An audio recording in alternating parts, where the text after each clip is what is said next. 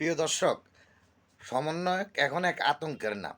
আগে সমন্বয়ককে মানুষ অনেক ইজ্জত করতো, করতো, কারণ এই ফ্যাসিস্ট সরকারকে সরানোর ব্যাপারে সমন্বয়কদের অগ্রণী ভূমিকা ছিল।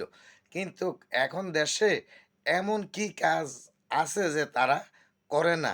টেন্ডারবাজি, চাঁদাবাজি, মনে করেন বাণিজ্য, বিভিন্ন বদলি তদবির, তারপরে বাড়ি লুটপাট, বাড়ি দখল। মনে করেন এই যে এখন টাঙ্গাইলে আপনার মনে করেন এই আওয়ামী লীগ নেতার স্ত্রীর বাড়ি দখল, ১০ কোটি টাকা চাঁদা দাবি, চাঁদা না দেওয়ার কারণে ওই বাড়িটা দখল করে আপনার মনে করেন পাগলখানা, পাগলা গারদ বানাইছে ওরা।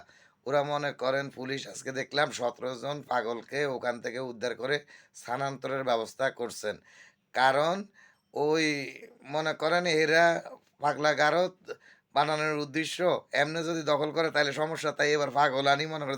এখন পুরা দেশটাই কখন পাগলা গারদ বানাই ফেলায়, তারা যে পরিস্থিতি সৃষ্টি করতেছে পুরা দেশে, বিভিন্ন লুটতারাজ, মনে করেন এই ছাত্র জনতার নাম দি, সমন্বয়ক নাম দি।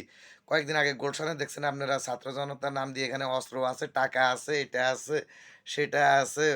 তারপরে খুনি হাসিনার লোকেরা মনে করেন লুকাই আছে, এগুলা কই লুটপাট ভাঙচুর। কোন দিন কার বাড়ি ভাঙচুর করে, কার বাড়ি দখল হয়, এখন বলা মুশকিল। এবং দেশের আইন শৃঙ্খলার এত অবনতি হয়েছে যা বলার বাইরে।